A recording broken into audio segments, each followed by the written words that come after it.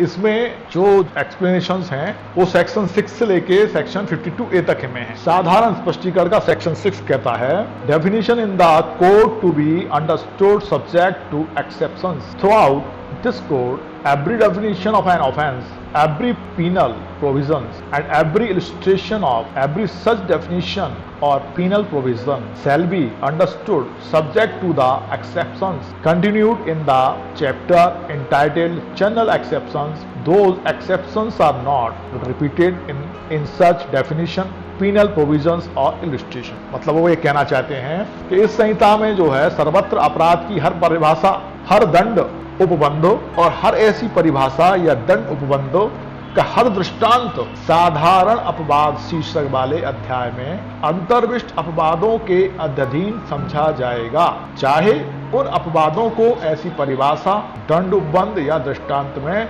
दोहराया ना गया हो। ये हो गई लीगल परिभाषा और लीगल डेफिनेशन। अब सीधी भाषा में मैं तुम्हें 1 मिनट में समझाता हूं उसे। इसका मतलब ये हुआ कि संहिता में चाहे कोई भी अध्याय हो, चाहे कोई भी परिभाषा हो, चाहे किसी दंड उपबंध की बात की हो, जो भी अब हम सेक्शन पढ़ेंगे या जो भी अध्याय पढ़ेंगे वो सब किसके अंतर्गत आएंगे? साधारण अपवाद के अंतर्गत आएंगे। उसमें पहले साधारण अपवाद को एप्लीकेबल किया जाएगा।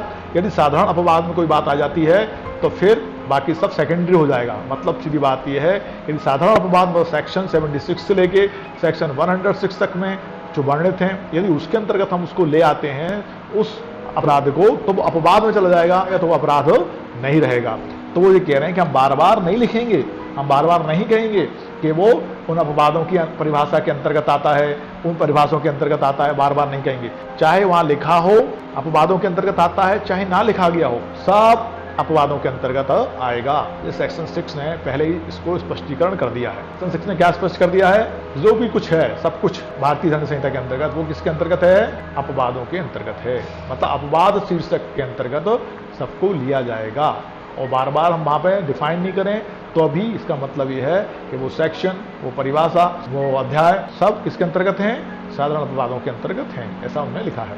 उसको एक दृष्टांत के माध्यम से सुनते हैं। इस संहिता की वे धाराएं जिनमें अपराधों की परिभाषाएं अंतर्विष्ट हैं, यह अभिव्यक्त नहीं करती कि 7 वर्ष से कम आयु का शिशु ऐसे अपराध नहीं कर सकता, किंतु परिभाषाएं उस साधारण अपवाद के अधीन समझी जाती हैं जिसमें वह उपबंधित है कि कोई बात जो 7 वर्ष से कम आयु के शिशु द्वारा की जाती है अपराध नहीं है। क्या मतलब हुआ? इसका मतलब हुआ कि इतनी सारी परिभाषाएं, इतने सारे सेक्शन है, 511 सेक्शन है, 76 से लेकर 106 को यदि छोड़ दिया जाए तो इतने सेक्शन है। हर सेक्शन में किसी अपराध को उन्होंने वर्णित किया है। वहां पर उन्होंने ये नहीं लिखा कि 7 वर्ष से कम आयु के बालक द्वारा किया गया कोई भी कार्य अपराध नहीं है, क्योंकि उसको ने एक बार डिफाइन कर दिया साधारण अपवाद के अंतर्गत सेक्शन 82 में कि 7 वर्ष से कम आयु के बालक द्वारा किया गया कोई भी कार्य अपराध नहीं होता। इसका मतलब है जब ऐसा मामला कभी आएगा या उसके अंतर्गत आएगा तो उसमें अंडरस्टूड है कि वो 7 वर्ष से कम का बालक है तो वो अपवाद की श्रेणी में आ गया है।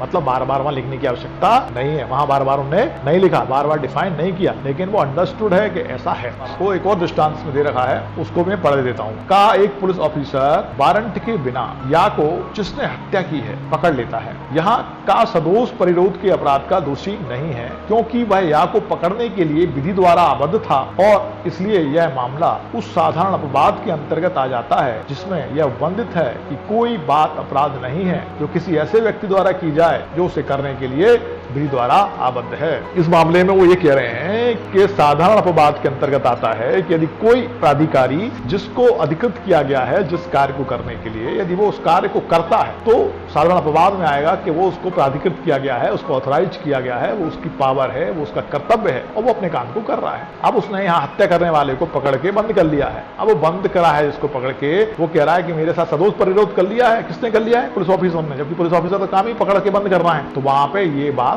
इस अपवाद के अंतर्गत आने के कारण कि भाई प्राधिकारी ने अपने वर्क को किया है, कोई अपराध नहीं है, ऐसा अपवाद के अंतर्गत आने के कारण कोई अपराध नहीं है की श्रेणी में आ जाएगा। डिफाइन ना किया गया हो तो भी। सेक्शन 7 कहता है एक बार स्पष्टीकृत पद का भाव, sense of expression once explained. हर पद जिसका स्पष्टीकरण संहिता के किसी भाग में किया गया है, इस संहिता के हर भाग में उस स्पष्टीकरण के अनुरूप ही प्रयोग किया जाएगा। मतलब क्या है कि every expression which is explained in any part of this code code मतलब इस कोड के, इस संहिता के किसी भी हिस्से में एक बार उसको डिफाइन कर दिया गया, इसका मतलब है, एक बार डिफाइन करने का मतलब ये है कि हर जगह उसका डेफिनेशन वही है, चेंज नहीं होगा। Is used in every part of this code in conformity with the explanation, मतलब वही कंफर्मेशन रहेगा उसका जो उसने एक बार कर दिया है, बार बार चेंज नहीं हुआ। मतलब क्या हो गया, एक बार स्पष्टीकरण पद का भाव, जो एक बार स्पष्ट कर दिया गया या कोई भी चीज उन्होंने डिफाइन की कि ये अपराध है तो वो ही अपराध हर जगह रहेगा। ऐसा नहीं कि चोरी की बात कर ली, उन्होंने कहा कि चोरी है और चोरी के लिए इतना दंड है और इतना जुर्माना है, तो वही पद हर जगह एप्लीकेबल किया जाएगा चाहे वो कहीं भी आए। ऐसा नहीं कि अब दूसरी जगह दूसरे सेक्शन में उसका उपयोग हो रहा है तो कुछ और हो गया, तीसरे सेक्शन में हो रहा है तो कुछ और हो गया, ऐसा नहीं होगा। जो एक बार डिफाइन कर दिया गया तो वो डेफिनेशन उसकी वही रहेगी चाहे वो उस संहिता में कहीं भी प्रयोग की गई हो। बात समझ में आ गई होगी मुझे लगता है। अगला है सेक्शन 8 जो है जेंडर या लिंग।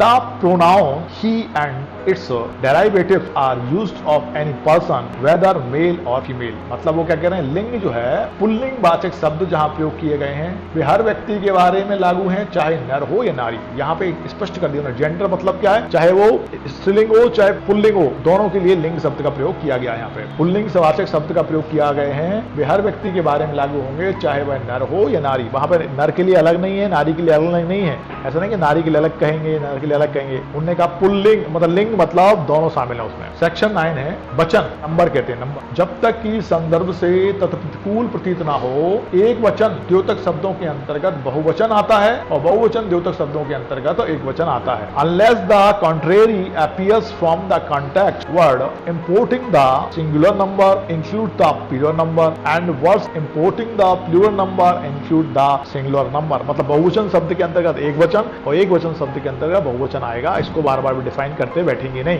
बहुवचन मतलब बहुत सारे लोग हैं, एक वचन मतलब एक व्यक्ति है, तो उसको अलग अलग डिफाइन नहीं करेंगे। एक वचन में बहुवचन, बहुवचन में एक वचन आ जाएगा, ऐसा उन्होंने पहले ही डिफाइन कर दिया। वचन मतलब दोनों वचन आ गए, ये नहीं कि बहुवचन अलग है एक वचन अलग है। समझ आ रही? एक वचन मतलब सिंगुलर नंबर, बहुवचन मतलब प्लूरल नंबर, तो plural number includes singular number और singular number includes plural number, ऐसा डिफाइन कर दिया। सेक्शन 10 कहता है man and women. The word man denotes a male human being of any age. मतलब क्या कह रहे हैं, यहाँ पे जो मैन है वो किसको डिनोट कर रहा है, मेल पर्सन को, नर को डिफाइन कर रहा है और वो किसी भी उम्र का हो सकता है। और same thing the word women denotes a female human being of any as, किसी भी उम्र की। 11 है व्यक्ति, पर्सन, कोई भी कंपनी या संगम या व्यक्ति, निकाय चाहे वह निगमित हो या नहीं, व्यक्ति शब्द के अंतर्गत आता है। Word person includes any company or association or body of persons whether incorporated or not, चाहे वो निगमित हो चाहे वो निगमित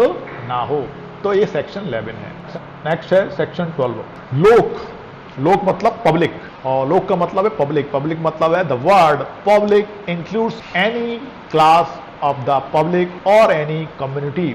मतलब यहाँ पे वो क्या कह रहे हैं, कोई भी हो सकती है, कोई भी कम्युनिटी हो, कम्युनिटी से कोई लेना देना नहीं है, है ना। ऐसा नहीं कि पता बड़ा कम्युनिटी है तो कोई विशेष कम्युनिटी की बात कर रहे हैं, किसी की बात नहीं कर रहे हैं। लोक का कोई भी वर्ग या कोई भी समुदाय लोक शब्द के अंतर्गत आता है ना। और उसमें कोई भी समुदाय हो सकता है, लोग हो सकते हैं, इकट्ठे लोग हो सकते हैं, उन सबको हम क्या कहते हैं, लोग कहते हैं, पब्लिक कहते हैं। चाहे वो पान की गुमटी पे खड़े हों, चाहे वो मंदिर की लाइन में खड़े हों, चाहे वो किराना बंटने वाली लाइन में खड़े हों, चाहे सहकारी संस्था पे खड़े हों, चाहे मॉल में खड़े हों, और ढेर सारे लोग जो हैं वो सब क्या है, पब्लिक है और वो लोग है।